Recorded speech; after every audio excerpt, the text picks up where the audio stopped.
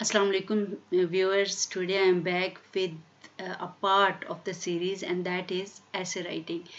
Before this हम discuss करते रहे हैं हाउ टू राइट 5 पैराग्राफ ऐसे। आप ये सारे लिंक्स जो हैं डिस्क्रिप्शन बॉक्स में देख सकते हैं। उसके बाद हमने डिस्कस किया how to write a proper introduction of an essay. Then we went towards building an argument in your essay कि आप ऐसे में एक अच्छा आर्गूमेंट कैसे बिल्ड कर सकते हैं। इसके बाद हमने ये डिस्कस किया कि एक पैराग्राफ डिफरेंट जो पैराग्राफ्स होते हैं आपके ऐसे में उनको कैसे प्रॉपरली स्ट्रक्चर करना चाहिए, उनमें सेंटेंसेस को कैसे कोहेरेंट यूनिफाइड एंड डेवलप्ड हम कर सकते हैं। तो इस सब को डिस्कस करने के बाद आज मैं एक और इम्पॉर्टेंट टॉपिक आपके लिए लाई हूँ and that is how to write a thesis statement, steps and instruction. Thesis statement all of you are well aware is very important part of your essay writing. और थीसिस राइटिंग कैसे करते हैं, इसमें कौन से स्टेप्स होते हैं, इसमें कौन से इंस्ट्रक्शंस फॉलो करते हैं, let's see the detail. You have no doubt heard about thesis statement and you may have a decent idea of what one is. आपके जहन में इतना तो आइडिया होगा कि thesis statement जो है वो होती क्या है, और you may be confused about the concept and completely unsure of how to construct one. Fear not, आपको बिल्कुल भी डरने की ज़रूरत नहीं है। आज का लेक्चर जो है वो आपको बिल्कुल क्लियर कर देगा कि थीसिस राइटिंग हम कैसे करते हैं, एक अच्छी थीसिस स्टेटमेंट को हम कैसे बिल्ड कर सकते हैं। While it's true that an effective thesis statement is essential for a good essay, it's also the case that there are some clear-cut steps for you to follow to come up with a good one. एक thesis statement जो है that is very important part of your ऐसे। जब भी आपको ऐसे writing दिया जाता है तो मोस्ट ऑफन उसमें बड़ा क्लियरली आपको इंस्ट्रक्ट किया जाता है कि जी थीसिस स्टेटमेंट और पैराग्राफ अच्छे तरीके से डेवलप करें। तो अब थीसिस स्टेटमेंट होती क्या है, उसमें हमने कौन से स्टेप्स फॉलो करने हैं, वो अंडरस्टैंड करने वाली बात है। What is a thesis statement? A thesis statement communicates the main point of an essay, ठीक है, and expresses the writers position. Thesis statement जो है ऐसे के मेजर जो पॉइंट्स हैं उनको एक्सप्रेस करती है और राइटर की पोजीशन को क्लियर कर देती है। यानी आपने जो भी आर्गूमेंट बिल्ड करना है, आप चाहे उसकी फेवर में हैं उस आर्गूमेंट के, आप उसके अगेंस्ट है, या आप 50-50 हैं, तो कुछ फेवर कर रहे हैं, कुछ अगेंस्ट जा रहे हैं, तो आपकी थीसिस स्टेटमेंट में ये सारा स्टैंड्स आपका बिल्कुल क्लियर हो जाना चाहिए। For many academic essays a thesis statement should be one sentence long, यानी आपकी थीसिस स्टेटमेंट जो है वो वन सेंटेंस लॉन्ग होनी चाहिए। ये आपका एक सेंटेंस जो है it can be a compound sentence, it can be a complex sentence, it can be a compound complex sentence, लेकिन आपकी थीसिस स्टेटमेंट को एक सेंटेंस ही होनी चाहिए। You'll usually place your thesis at the end of your first paragraph, which will be your introductory paragraph. आपकी thesis statement कहाँ पे होती है, ये आपके introductory paragraph में होती है। इंट्रोडक्टरी पैराग्राफ फर्स्ट पैराग्राफ होता है आपके ऐसे का, और ये फर्स्ट पैराग्राफ के यूजुअली एंड पे दी जाती है thesis statement. A strong thesis does three thing, तीन चीज़ें जो एक स्ट्रॉन्ग थीसिस स्टेटमेंट होती है वो थ्री मेजर पर्पज सर्व करती है। It answers a question with a claim that needs to be prove, इसमें आप अपना एक क्लेम बिल्ड करते हैं, इसमें आप अपना एक आर्गूमेंट बिल्ड करते हैं जिसको प्रूव करना है फिर लेटर ऑन अपने ऐसे में। It tells the audience what to expect in the rest of your essay going forward. Audience आपकी थीसिस स्टेटमेंट को रीड करने के बाद एक आइडिया लेते हैं कि रेस्ट ऑफ द जो है ऐसे उसमें आप क्या कहने जा रहे हैं, and it is specific. Specific का मतलब ये है कि ये जनरल नहीं होती, ये बिल्कुल स्पेसिफिक होती है, टू द पॉइंट होती है, ताकि आपके रीडर को कोई एम्बिग्विटी ना हो, कोई कन्फ्यूजन ना हो, ठीक है। फॉर एग्जाम्पल हमें एक ऐसे मिलता है, एक टॉपिक मिलता है, और इस टॉपिक को लेके हम आगे चलते हैं और इस पर हम थीसिस स्टेटमेंट बिल्ड करेंगे, और आप देखेंगे कि इस टॉपिक के मुताबिक हम कैसे थीसिस स्टेटमेंट बनाते हैं, and obviously it will help you in any type of ऐसे। क्योंकि हम कुछ स्टेप्स फॉलो करेंगे, कुछ इंस्ट्रक्शंस फॉलो करेंगे which can help you with any of the topic. Some states have made certain types of cell phone use illegal for drivers while they are operating motor vehicles.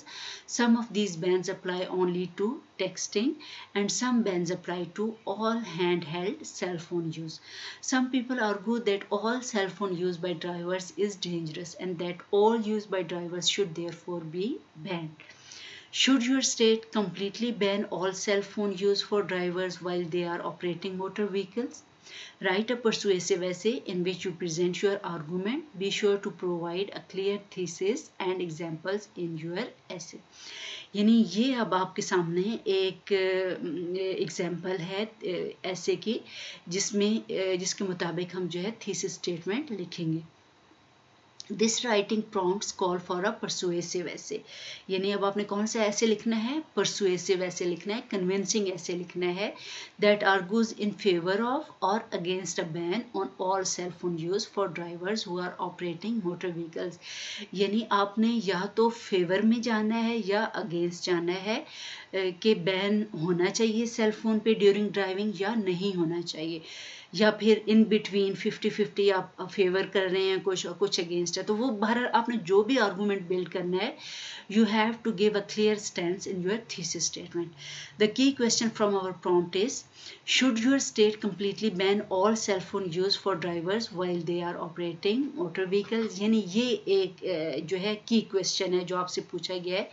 Because a thesis statement particularly for a persuasive essay should clearly present your position on a debatable topic, we can approach this in a straightforward way and try to answer the key question clearly. ठीक है, इसमें चूंकि आपका stance पूछा जा रहा है तो आपने बड़ा क्लियरली जो है अपना स्टैंस जो है वो थीसिस स्टेटमेंट में दे देना है. In order to formulate our answer, we should refer to our pre-writing to generate some ideas for this particular prompt.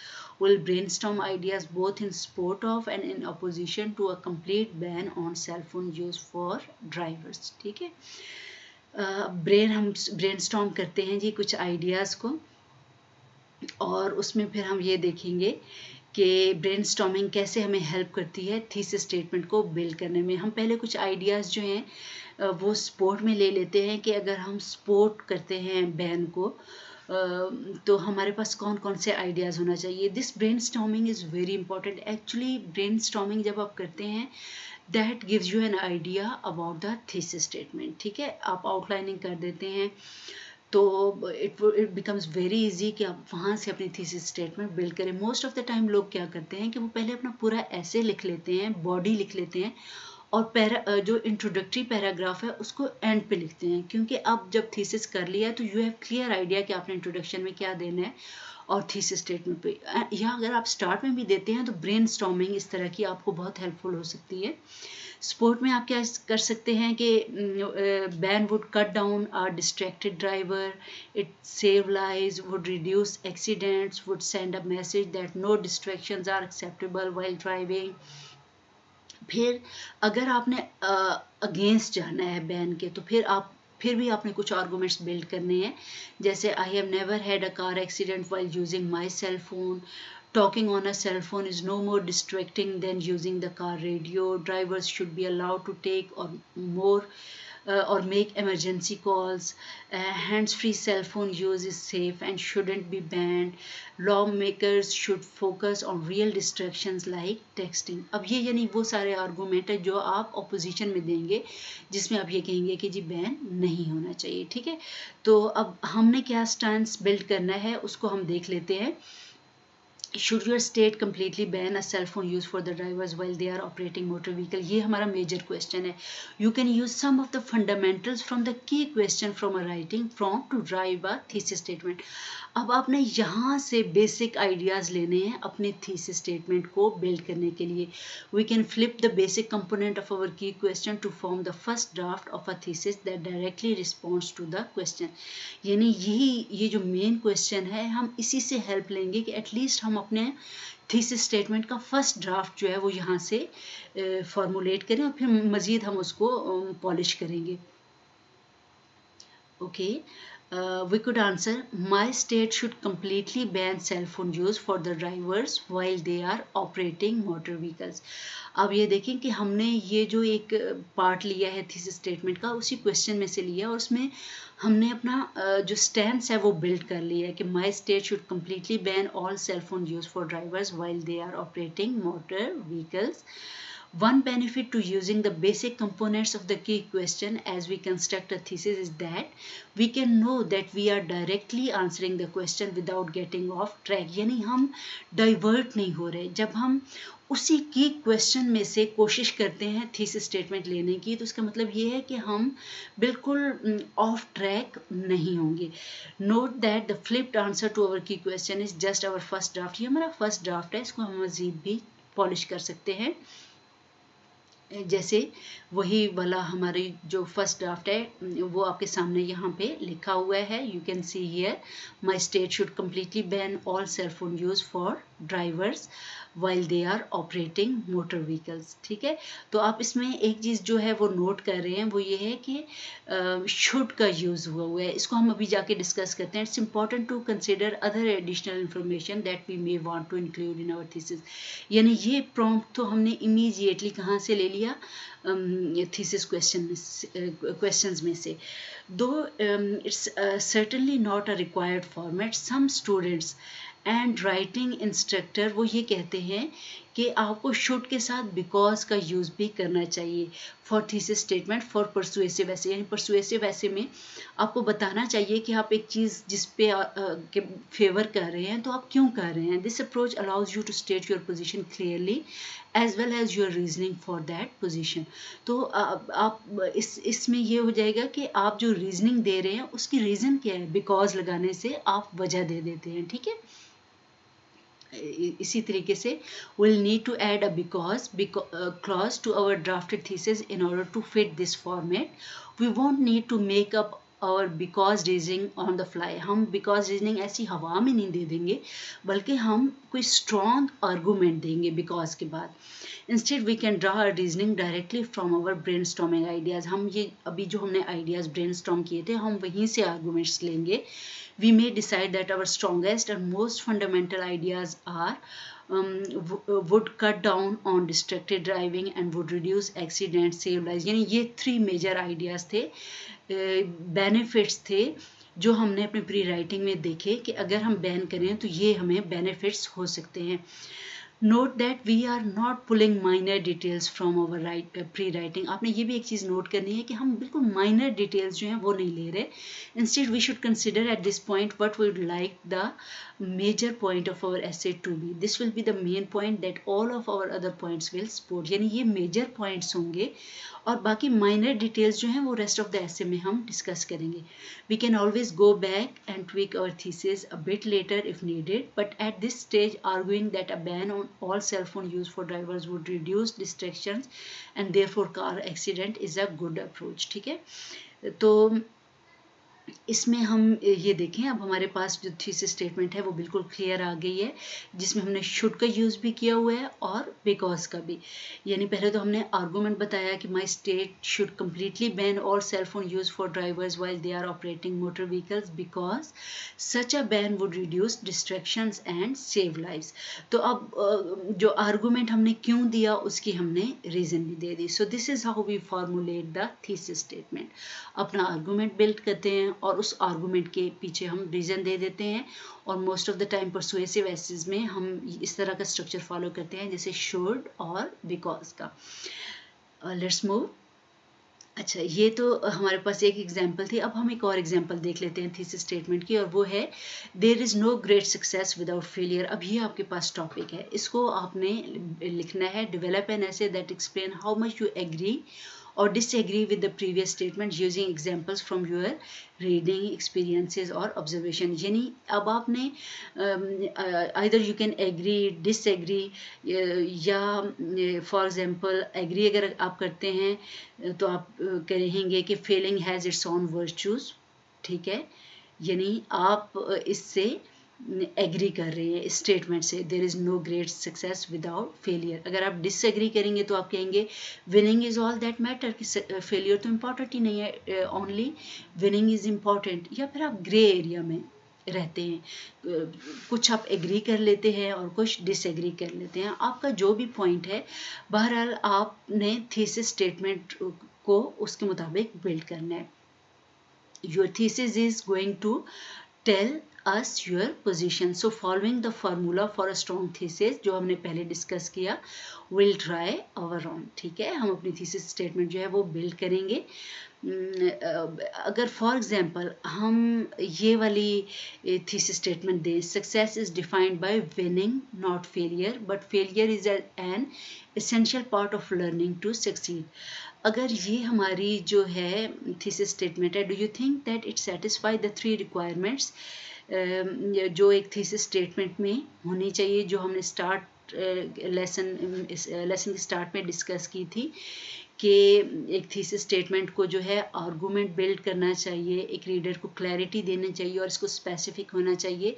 It appears to answer the question, the writer thinks that failure is permissible and good, and it appears to make a claim that needs to be proved, namely why it is essential to success, कि जो failure है वो क्यों ज़रूरी है success के लिए।